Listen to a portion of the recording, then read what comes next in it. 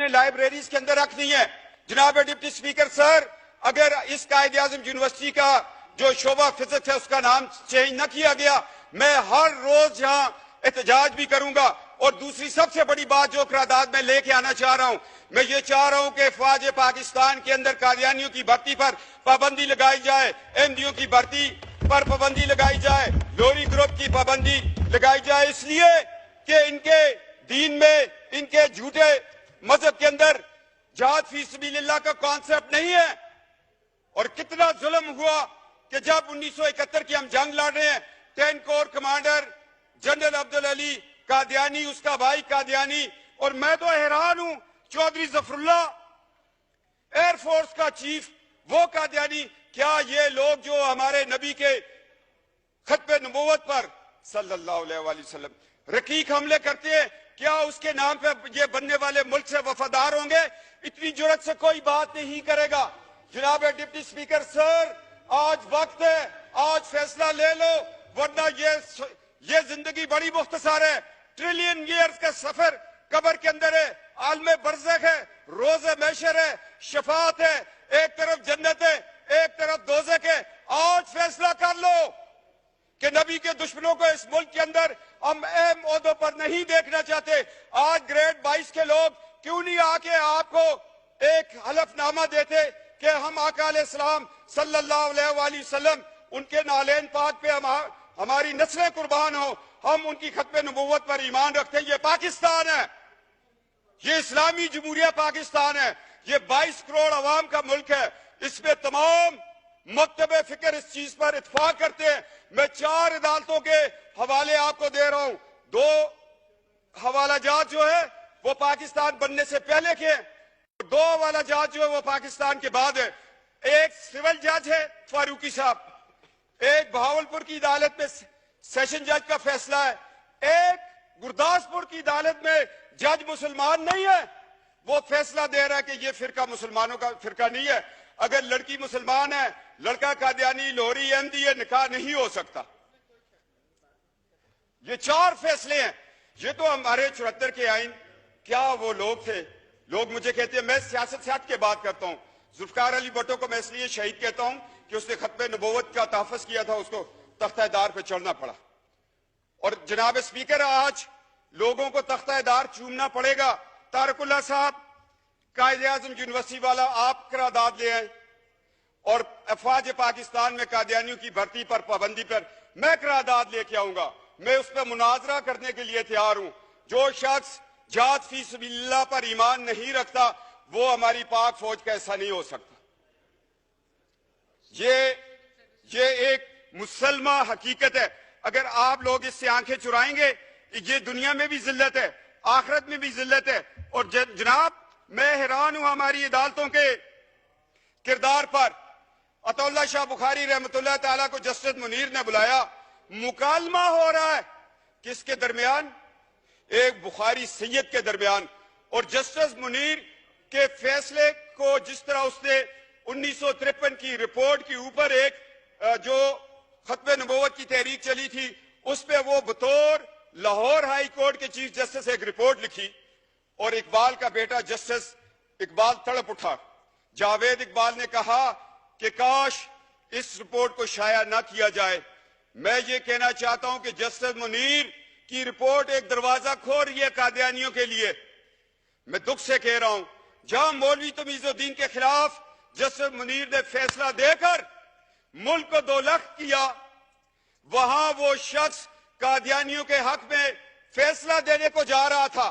شکر ہے اللہ کہ اس وقت ایمان افروز طاقتیں وہ طاقت میں تھی۔ یہ ہماری تاریخ کا ایک سیاہ باب ہے۔ اگر جسٹس منیر کو ہم دیکھیں اور اس سے چلتے چلتے ایوب خان کے دور کو دیکھیں، جسٹس منیر ایوب خان کا دست تو بازو بنا، اور جب ہم مشرف تک آتے ہیں پھر ہمیں کون ملتا ہے؟ کہیں ہمیں ڈوگر کورٹس ملتی ہیں، کہیں ہمیں جسٹس ارشاد ملتا ہے۔ کیا یہ لوگ کل، یہ تو آج ان کی 3 سال کی نوکریاں ختم ہو گئی ہیں، کیا ان کو یہ حق حاصل تھا کہ یہ قادیانیوں، مرتدوں، احمدیوں، لاہوریوں کو یہ اپنے قانون کے نیچے بٹھا کر ان کو ایک دفاع دیتے؟ اس سارے بیک گراؤنڈ کو میں ذہن میں رکھتے ہوئے डिप्टी स्पीकर सर, रिक्वेस्ट कर रहा हूं 22 करोड़ की असम्बली को कि खुदा के लिए हमारे अदलिया के अंदर जो लोग बैठे हुए उनका भी अकीदा खत्म नबूवत पे सर्टिफिकेट को दस्तखत करवाना चाहिए। क्या कि ये माजी में ये लोग उस फिरके से ताल्लुक तो नहीं रखते थे या छुप के हमारी सफों में बैठ के हैं? क्या ये कुरान और सुन्नत के मुताबिक हमारे फैसले करेंगे? आज हमें अदलिया के निजाम में भी ये तब्दीली लानी पड़ेगी, अफवाज पाकिस्तान की भर्ती में लानी पड़ेगी। और मैं कहता हूं नादरा वालों को अब बताना पड़ेगा कि जो लोग ड्यूल नेशनल हैं, हमारा पासपोर्ट भी रखा हुआ है, ब्रिटानिया का भी रखा हुआ है, अमेरिका का भी रखा है, बाकी मुमालिक का रखा है, क्या उन लोगों पे कोई कड़ी नजर रख रहा है कि वो उन मुल्कों से इजराइल को विजिट करते हो? और हमारा मुल्क, हम एक एटमी पाकिस्तान है, हमने एटॉमिक एनर्जी कमीशन को बचाना है, इन साजिशों से बचाना है। लिहाजा तहफ़्फ़ुज़ खत्म नबूवत का कानून इलेक्शन कमीशन को भी बताना पड़ेगा और हर पार्टी को चाहिए कि जब वो टिकट दे तो साथ एक सर्टिफिकेट, इकरारनामा वहां पर भी लिया जाए कि मैं आका अलैहिस्सलाम महबूब खुदा नबी बरहक पर, उसकी खत्म नबूवत पर या खातमुन नबीयीन पर मैं ईमान रखता हूं, फिर उसको टिकट दिया जाए, फिर ये बात आगे चले। मैं चाहता हूं कि जो हमारे एटॉमिक एनर्जी कमीशन है उस पर भी काम किया जाए। एजेंसियां, हम MNAs के पीछे ना दौड़े, हमारे टेलीफोन ना रिकॉर्ड करें। हमें तो अल्हम्दुलिल्लाह एक लाख लोगों ने भेद करके यहां भेजा हुआ है। हमें तो एक लाख लोगों का एतमाद है, वो ख्वाह किसी भी पार्टी से हो। हमें तो सादों को अमीन उसी दिन कह देते हैं लोग जब रात को बक्से खुलते हैं। हमें किसी से सादों को अमीन का सर्टिफिकेट नहीं चाहिए।